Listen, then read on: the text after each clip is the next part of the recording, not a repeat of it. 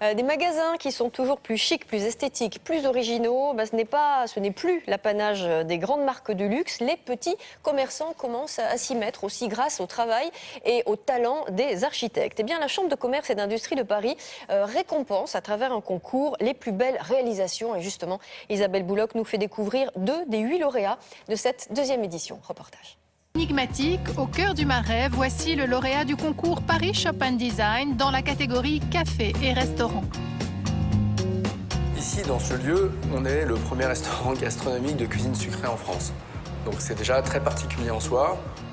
C'est une véritable innovation en termes de cuisine. On a une nouvelle réflexion sur le sucré qui va permettre aux gens de faire un repas à travers une succession de plusieurs assiettes.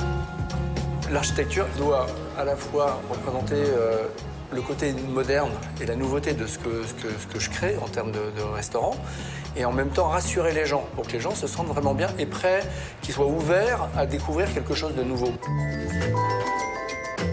Le parti pris a été de créer un banc en référence à un banc de jardin.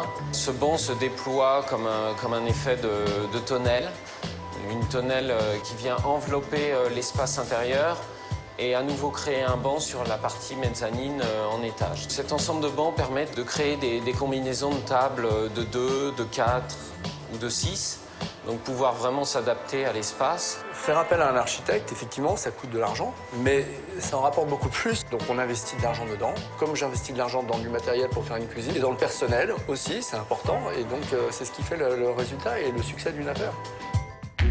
Autre lauréat dans la catégorie équipement de la maison, près de la place de la République, une droguerie revisitée dans un lieu chargé d'histoire. Le lieu est une ancienne perception des impôts, une trésorerie.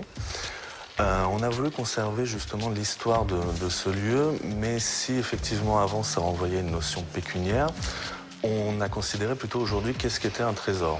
En fait, le trésor, ça renvoie à une notion de cachet découvert. La façade est restée une façade. On n'a pas fait une vitrine de la boutique. Et à l'intérieur, on est venu justement jouer sur ce découvert. Le découvert, nous-mêmes l'avons découvert avec ces fameuses verrières. Car au début, en fait, elles étaient obstruées. Le lieu était très cloisonné. C'est vraiment important aujourd'hui de soigner l'esthétique d'un magasin et de se différencier.